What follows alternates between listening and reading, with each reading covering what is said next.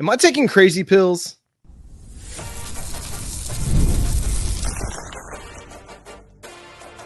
You are Locked On Sooners, your daily podcast on the Oklahoma Sooners. Part of the Locked On Podcast Network, your team every day.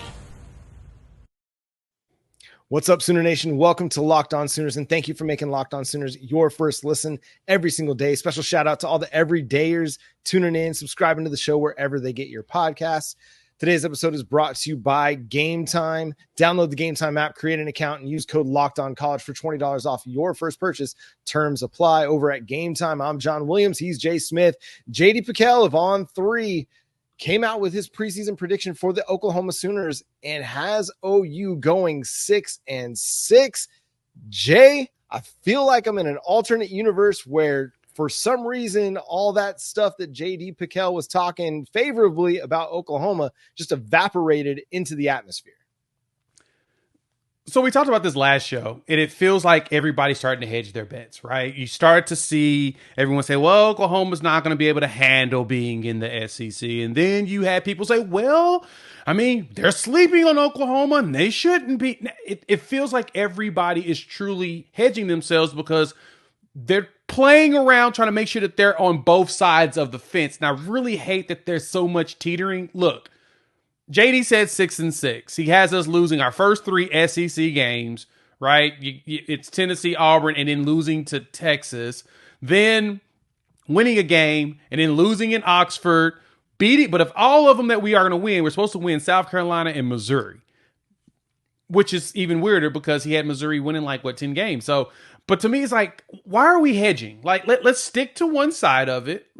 We know that Oklahoma's coming in with all the tools it needs to win. The only question marks will maintain line and quarterback.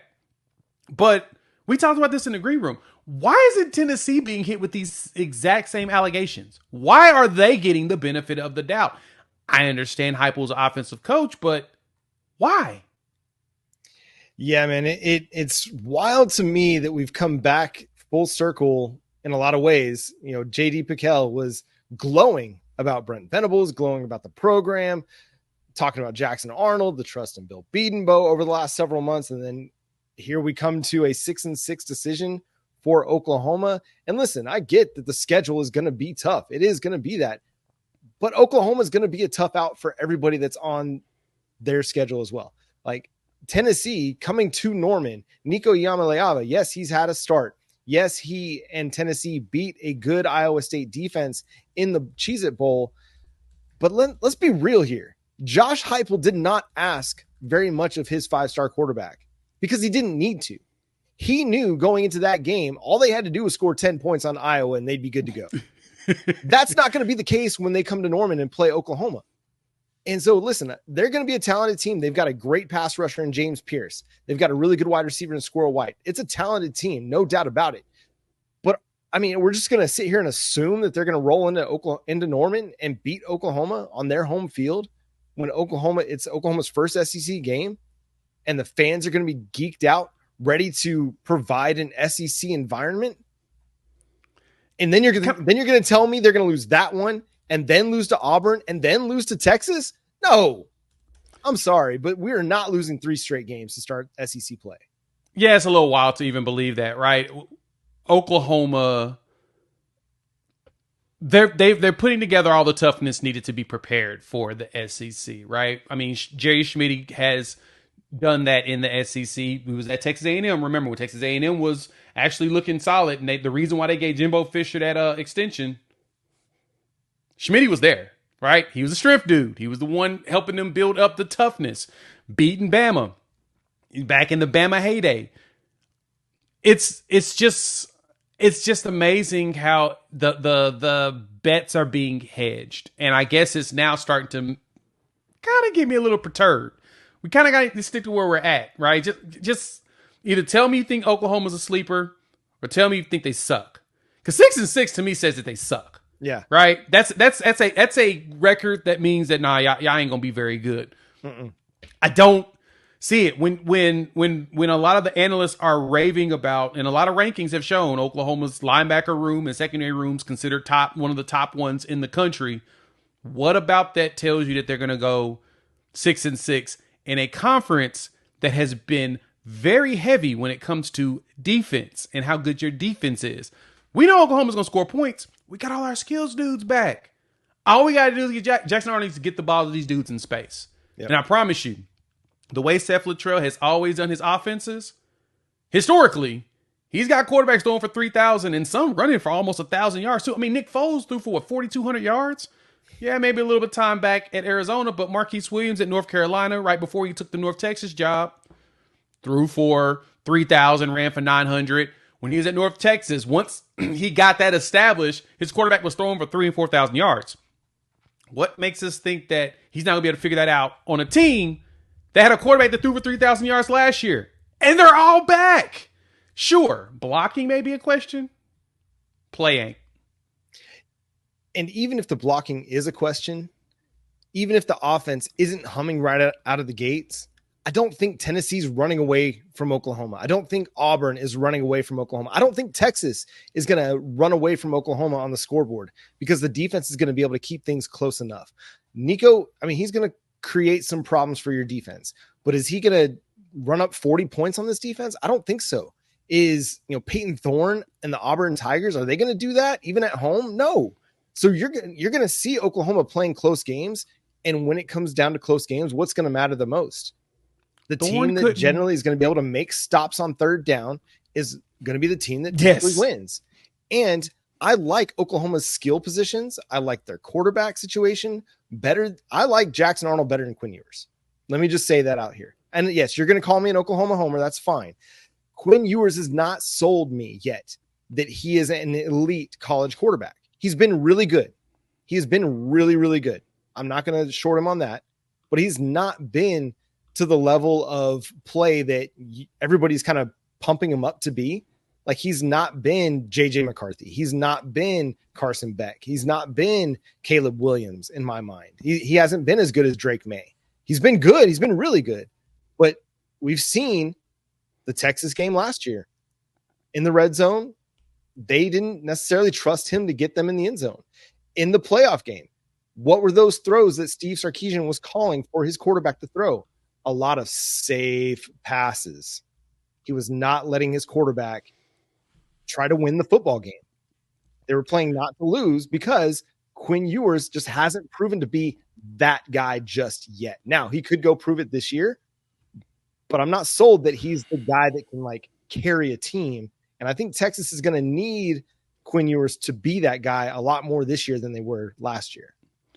And really, this isn't really shade towards Quinn Ewers, but him, to me, pro comp wise, he kind of makes me feel like a LA Rams, Jared Goff, Kirk Cousins, a Jimmy Garoppolo. Solid. And right. He basically does what the coach tells him to do, right? He's a guy that follows the menu specifically down the line, right? He follows the entire checklist. That's what he does. But if you need him to improvise and make changes on the fly, that ain't his game, right? Mm-hmm. It's no shade to him because it's actually really tough to go out there and just follow the script that the coach gives you. But that's also kind of like in the NFL, the narcissism of a offensive coach really is that they truly believe that if you do the play how I tell you to do it, it's going to work every single time, right? It's also where you start to see the limitations of some of these offenses. That's why a Sean McVay realized I need to get a quarterback like Matt Stafford who can improvise when I need an improvisation, but will still follow the script. Same thing with Kyle Shanahan. He runs into that same problem. He did that with Matt Ryan. He was able to get Matt Ryan to an MVP because he was able to follow that script. And so when it comes to Quinn, he's following everything that Sarkisian wants him to do. He's not going to be able to improvise on his own. Like you said, they purposely script in safe plays to make sure mistakes aren't made because he knows the mistakes are going to happen. Like when he gets going and he's doing his own thing. I mean, he threw 3 interceptions at Oklahoma State in that game, right? Like, it's like those type of situations will populate. And so, yeah, they try to protect him from himself. And then thinking about Auburn, I mean, Peyton Thorne has not thrown, he's barely thrown for 2,000 yards since his 3,000-yard season at Michigan State, right? It don't feel like he that dude at Auburn right now. they were barely starting him and playing him last year. Like, can they get him to 3,000 yards is my question. And because they haven't really done that very often, I don't see it. I don't see it at all. So we'll see. Of course, fall camp starting. So we'll see what things look like at the end of the month. Yeah. Now, if you want to tell me that Oklahoma's going to lose at LSU, I can understand it. Fair. Even at home against Bama, I can understand it. On the road against Ole Miss, I can understand it. But I have a really hard time right now talking about Tennessee, Auburn, and Texas as no doubt losses for Oklahoma. I'm sorry. I think Oklahoma is as good as those teams and probably better than Auburn, probably better than Tennessee. And we're going to find out. We're going to find out soon. Fall camp opened up. What are we looking to hear from the coaching staff, from the players over the next month that's going to make us feel more confident about this team moving forward? We'll discuss coming up next here on Locked On Sooners. SummerSlam is happening this Sunday night in Cleveland, Ohio. But what does that mean for you in the Oklahoma area? Well, hey, SmackDown is coming to the BOK Center in Tulsa the following Friday. Why is that important? Well, hey, there's whispers that the tribal chief, Roman Reigns, is returning after a long layoff to the WWE for SummerSlam, which means he probably makes an appearance with the Bloodline next Friday night at the BOK Center in Tulsa. Go get your tickets over at GameTime. Right now, some great deals, but they always got the last minute deals. The closer you get to the start time, the prices drop. So go to GameTime, an official marketplace dealer of Major League Baseball. But the best last minute tickets, the all-in views from your seat, and you get the great cancellation policies as well. If something comes up and you're not able to make it, GameTime will work with you as well. So go download the GameTime app today in the App Store, Google Play Store, and use promo code LOCKEDONCollege for $20 off your first purchase. Again, that's over at GameTime. Download the GameTime app today. Last minute tickets, lowest price guaranteed. Are you listening to Fox Sports or ESPN on your TV all day? Well, make the switch to Locked On Sports today, a free 24/7 sports streaming channel programmed for you every day to bring you the biggest stories without all the screaming, without all the nonsense that you might see over there on ESPN or Fox Sports. Locked On Sports today brings you can't miss analysis, opinions, and news, streaming 24/7 on YouTube or the free Amazon Fire TV channels app, part of the Locked On Podcast Network, your team every day. So fall camp opened up on Wednesday. We didn't really get a look. The media wasn't available the media was not permitted to watch practice or speak to any of the players after practice. We'll get some of that on Thursday afternoon after their Thursday practice. But Jay, let's start with this. Over the next several weeks, what are you looking to hear from the coaching staff, from the players, that's going to help you feel more confident about this team moving forward? I say the first thing is going to be who's the ones that stepped up to be the leaders, right? So we know defensively it's going to be Stutsman. It's going to be Billy Bowman. That's just the fact, right? That's de facto leaders for those groups. But for me, I want to hear about Peyton Bowen. I want to hear Peyton Bowen stepped up to be another leader in that secondary room, right? Billy Bowman talked about him at SEC Media Days, and for the most part said that he's the dude that can step up and be that next guy. He's just got to, take that next step forward. I want to hear about who does that if Peyton Bowen's one of them. Defensive line, I want to know who's that person that comes in and becomes the voice of reason and the voice to pump everybody up there. Mm-hmm. Then, of course, you want to know who's going to lead things in the offensive line. So I kind of want to see who the leader and the voice is outside of your standard guys in each room. I want to hear about some new guys that step up and take the reins of the position group and say, hey, let's tighten up. Let's get better. Let's go. I want to hear about who those guys are. Yeah, you're going to have to start seeing some leaders step up because Stutsman's gone after this year. Billy Bowman's gone after this year. Woody Washington, Dejon Terry. You're losing a lot of veteran leadership off this crew. Likely seeing Jalil Farouk go off to the NFL after this season. I mean, he'll go to the NFL after this season. Yeah, he's gone. So you're losing a lot of leadership. Guys like Jake Roberts. Though he's only been at Oklahoma a short time, he's been around college football for a long time. Right. So Branson Hickman, another one. Troy Everett, another one. So you're going to be losing a lot of leaders. You got to see some of these young guys like a Josh Bates along the offensive line step up and start taking some of those leadership responsibilities. I want to hear them talk about the physicality. I want to hear them say, hey, yes, we're not doing, maybe 100% full contact live, but we're doing some of that.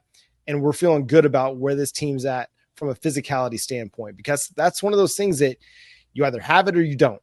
And if you want to be one of the better teams in the SEC, you better be a physical team. And we know that they've got some dudes on that squad that are going to be really physical. They're going to be thumpers. They're going to be ready to hit. But for a defense to take that step, they've got to be sure in their tackling, and they've got to be physical, setting the tone. And I think we also want to hear that from the offensive line as well, because they're going to get tested. That is a really good defensive line group that they're going up against every single day in practice. And if we're hearing good things about the offensive line and they're stacking good days together, and you're hearing talk from, a Branson Hickman or a Jacob Sexton or Bill Bedenbaugh about the development of the offensive line, any positive news out of that, I'm going to take to heart, because again, they're going up against a Dejon Terry who helped really shore up Oklahoma's short yardage situation, and a Dominic Williams who was one of the better interior defensive tackles over the last couple of years, and some really good edge rushers as well that are developing. So that's what I'm looking to hear, is physicality. And then also just what does Jaden Gibson look like? Yeah, that's a good one as well. And I'm glad you pointed out the toughness part, because the rumors coming out of the summer workouts is that we're bigger, stronger, still as fast, right? Because we were very fast last year. We were known for being, actually, that was like the scouting report of the teams we played against was like, nah, those dudes were whipping around everywhere. They were fast. They play at a very high speed. And with those rumors following it, as you're talking about toughness, the strength, the rumor coming out is these dudes look a lot bigger, right? And so when Oklahoma put out the pictures or whatnot, you saw a Taylor Tatum that looks like, he reminds me of Kyler Murray when he was, the baseball Kyler Murray. Actually, what Kyler Murray looks like right now, because Kyler's a wide dude, right? He looks like a baseball player, but he's playing quarterback. Tatum looks like a massive power hitter and a massive running back all at the same time. Mm-hmm. So you're seeing both of those. And on top of that, you're hearing that the line is lifting, that like the weight is up, right? We've already seen the numbers. They're all over 300 pounds. We don't have an offensive lineman under 300 right now. No Tavion Birds this year. Right.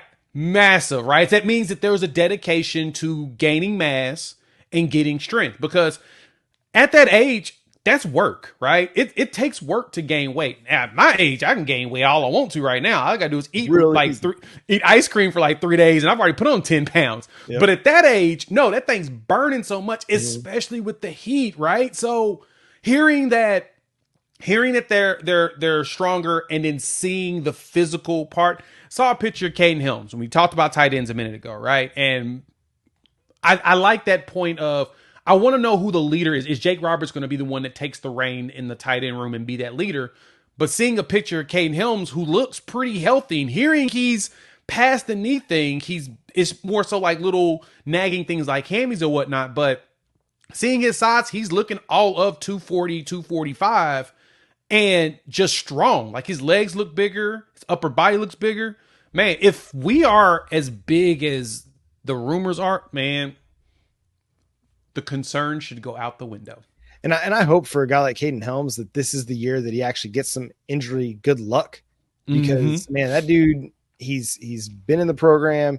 I mean, I think he has a chance to be this year's Nick Anderson, a guy that had injury issues, hadn't been able to get on the field, but now he's healthy. He's being able to develop. He's been able to work in the off season, and we're about to see the takeoff. I'm hoping that's the case, because you need somebody that can go win down the middle, who can win in the seam and open things up for the rest of the offense. If you don't have anybody that can threaten down the middle or over the middle of the field, well, it allows the defense to focus more on the perimeter, which is where you got your guys, Nick Anderson, Jaden Gibson, Deion Burks, and it's going to make life a little bit more difficult on them.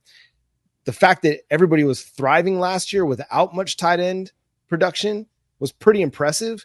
But if you get a guy that can work down the middle, even if it's Jake Roberts and he's just steady, just picking up 7-8 yards at a time, he's converting his targets, he's getting open and making the linebackers pay attention to him, that's going to open up that space just behind the linebackers and in front of the safeties. That's going to make them focus more on the middle of the field and allow your guys on the perimeter to work a little bit more. So yeah, man, health is always going to be a big thing as we talk about training camps. Everybody's going to be praying that Oklahoma has good health this summer. So the question is, I got for you, John, in the running back room, who do you think, I guess the best way to say this, I don't want to say like who's going to take somebody else's job, right? But who do you think is going to be the one that's going to like really pop off the screen after the first week? After the first week of fall camp? Just first week, like because they're gonna compound a whole bunch of good days. So you may see some transitions in between people, but who do you think in the running back room is going to really jump out within this first week? Yeah, I think Xavier Robinson's going to. I think that's a guy that, with Gavin Sawchuk and Javonte Barnes returning, the addition of Sam Franklin, with Taylor Tatum joining the team for the summer, I think that Xavier Robinson is going to kind of remind some people like, hey, don't forget about me. I'm a little Ramon J. Stevenson starter kit, and I've got something to me as well. Now, how much that transitions into the season and his role in the season, we'll see. But I mean, running back is deep, dude. It's going to be hard to get everybody touches. And I think you're probably going to see mostly, Gavin Sawchuk, Javonte Barnes, Sam Franklin. And then you'll see maybe a Mecca come after that. And then we'll see what the freshmen do. I don't expect to see a lot of the freshmen unless it's blowout situations. 'Cause I think they'll want to give their veterans an opportunity. Remember, let's not forget Javonte Barnes as a true freshman ran for 500 yards and had 8 touchdowns. Like, this is a good player. Just because he wasn't good last year because of all those injuries, it doesn't take away that he is a really, really good player. And I'm excited to see him back because he was explosive. He was physical. He was patient. He kind of ran what the offensive line was doing. He wasn't just running up the middle and hoping there was going to be daylight. No, he took his time, found the creases and made big plays. So I think like right now, my running back hierarchy would be Sawchuk, Barnes, and Franklin. But it wouldn't surprise me to see one of those true freshmen step up and create some significant opportunities for themselves down the road. Yeah, I know we've talked about the true freshmen and whatnot, which ones are really going to jump out. And I'm still wanting to see what type of days are put together by those freshman offensive linemen, right? Of course, that's the position of contention. But looking at the video, the propaganda that was placed out yesterday, you saw Eddie Lewis is standing there with the mean mug, but he didn't have the shades on, right? He didn't have the hater blockers on. And he's standing there and he's like, oh man, that dude look mean. And I had to tweet out, I was like, hey, remember, this dude also runs track. A lot of people was like, whoa. And it's like, it's surreal to see because we know that that first episode of OU DNA is going to pop because it's going to be some great content from the week. It's going to be seeing them go through like the weights and all of that, the weigh-ins. Yeah, it's going to be an absurdly amazing episode. So yeah, make sure y'all tune into that too. Yeah, I think there's going to be so many good nuggets coming out of fall camp. It's going to be fascinating to see just kind of who asserts themselves in some of these different position battles that we've talked about. I can't wait to see how a guy like Jaren Kanak has bounced back. Because I think he's going to develop. I think he's going to be a guy that improves upon some of the things that didn't really go well for him in the fall last year. I think we're going to see an improved Jaren Kanak. Not quite ready to write him off yet as a player. I think all of the linebacker groups are going to have productive seasons. We have several Sooners that landed on watch lists. Speaking of linebacker and defense, we'll discuss that coming up next here on Locked On Sooners. Passion, drive, and patience. The formula for winning championships is also what keeps your ride or die alive. eBay Motors has everything you need to maintain your vehicle and level up with peak performance, superchargers, roof racks, exhaust kits, LED headlights, and more. Whether you're into speed, power, or style, eBay Motors has you covered. With over 122 million parts for your number one ride or die, you'll always find exactly what you're looking for. And with eBay's guaranteed fit, which is big, your part is guaranteed to fit your ride every time or your money back. Because with eBay Motors, you're burning rubber, not cash. With all the parts you need at the prices you want, it's easy to make your car the MVP and bring home huge win. Keep your ride or die alive at ebaymotors.com. Eligible items only. Exclusions apply. eBay's guaranteed fit only available to U.S. customers. Well, let's watch this season as we gear up for the 2024 college football season, and several Oklahoma Sooners are going to be they're going to be watched. They're going to be watched a lot this fall. And starting with Jackson Arnold, who landed on the Maxwell Award watch list. Not surprising. I mean, 75 guys named to the list. Of course, you're going to include the starting quarterback for the Oklahoma Sooners. Was it 75 for Maxwell? I know it was 75 for the Nagurski. I think it is like roughly. It's a long list. It's a lot of dudes. It's a long list that they'll narrow down. But I'm bullish on Jackson Arnold. I know that there are Oklahoma fans that want to see more out of him. I've seen enough. The talent is there. The head is there. The intangibles are there. He's going to be somebody that's in contention for this award, especially if Oklahoma has success throughout the season, like we think they're going to. All the talent is there for him to be a successful player. Oklahoma's had 3 players win the Maxwell in years past. Baker Mayfield, Jason White, and Tommy McDonald all won the award. So dating back 70 years for the Maxwell. That was expected, right? Especially all the players that we've seen on the list so far, majority of them are the ones that we expect. I'm waiting to see. I think the next one's probably coming up with like the Biletnikoff, and all of those will probably have their watch list and stuff coming down the line. Those are the ones I'm truly intrigued to see if we get snubbed on or whatnot. But the good thing is that the ones that we were supposed to be on, were on. That was the most important thing to me. And it's like I said, it's watch list. The list is long, hence why it's called a watch list. But the fact that they recognize that, hey, these are dudes that you need to keep your eyes on, and we'll see what the season turns out. Then we'll see if they end up as finalists. But I'm happy at the fact that at least we didn't get disrespected on these watch lists, because last year getting on the Thorpe finalists as well as the Biletnikoff finalists. I'm not a Biletnikoff. The linebacker one. Butkus. Give it to me. Butkus. The Butkus one. That still irks me to this moment. Yeah, so, Billy Bowman, Danny Stutsman, both named to the Nagurski, Bowman named to the Thorpe. I love the Nagurski Award just because up until this last year, the last time a defensive back had won the Nagurski was Derek Strait back in 2004. Sure was. And prior to that, the last safety, Xavier Watts from Notre Dame won it in 2023. The last safety to have won the award was Roy Williams in 2001. It's been a linebacker defensive lineman award for much of its existence, but you have 2 Sooners that have won the award. And then when you look at the Thorpe, there's only one other school that has won as many as Oklahoma. It's 3 Thorpe awards. And that is the LSU Tigers, quote unquote, DBU, right? Right. Well, Oklahoma with Ricky Dixon and Roy Williams and Derek Strait. I think we've got if Billy Bowman can bring home the Thorpe this year, that'd put them as to number 1 in Thorpe award winning seasons.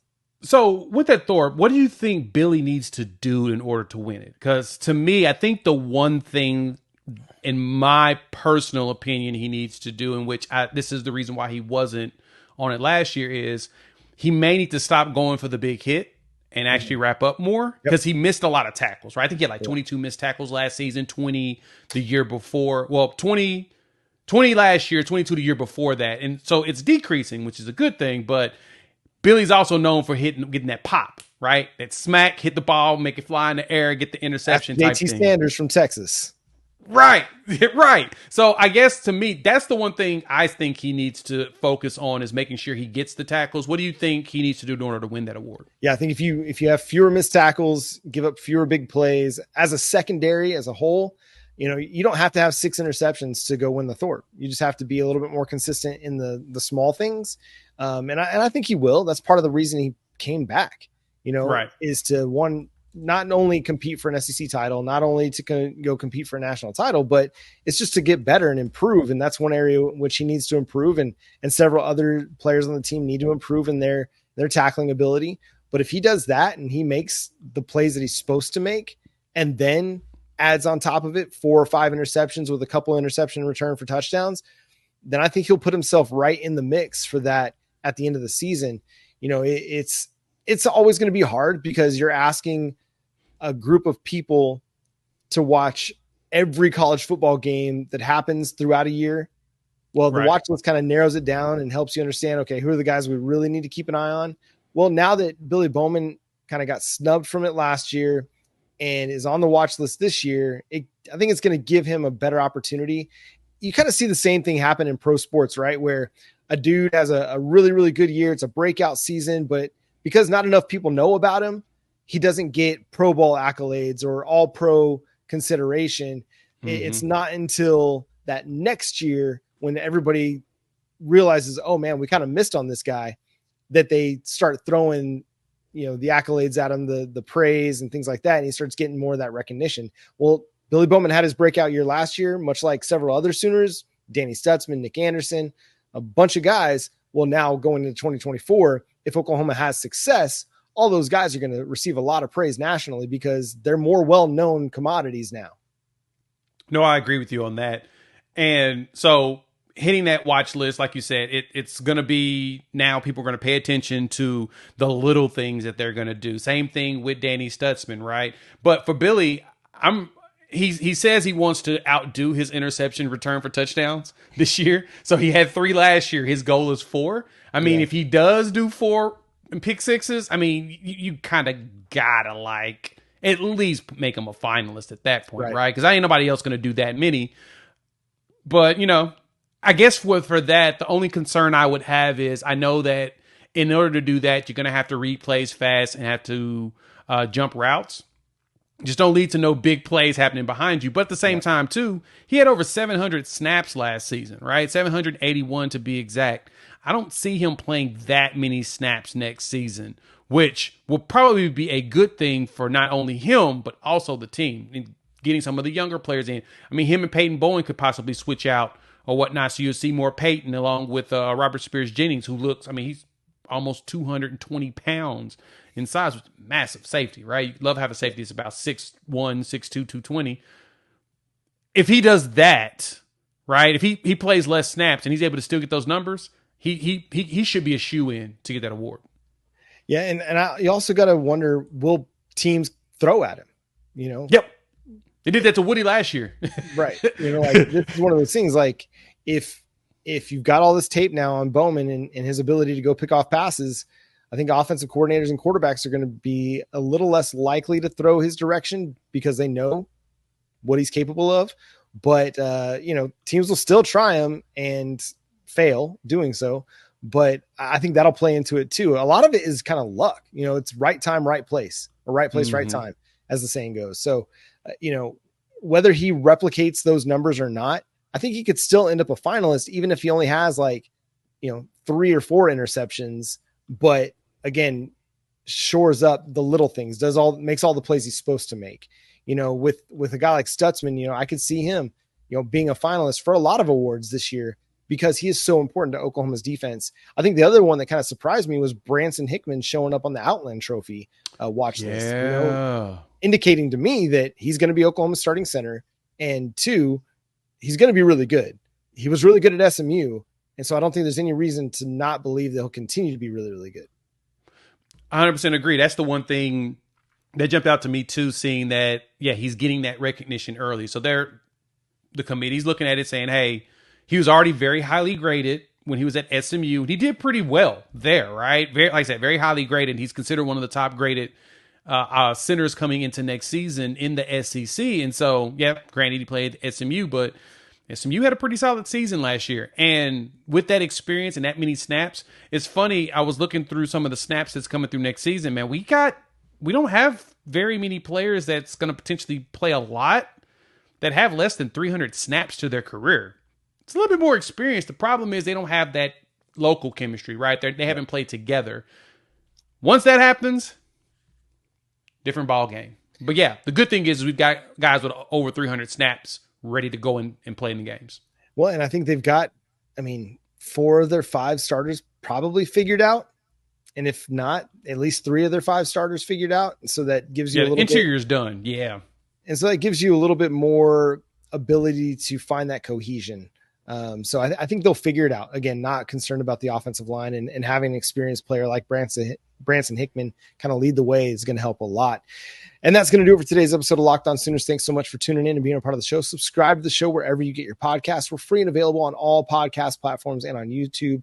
Go check it out over there. Hit that like button, hit that notification bell to let you know when new episodes drop. Go join the Locked On Sooners Insider program where we do Q&As with you. We talk throughout the week. I got one guy that we're just chatting it up on a regular basis, just talking Oklahoma football over there in the Insider program by texting SEC 2024 to 405-817-6711. You get 14 days free, plus you get 25% off your first month after the free trial period.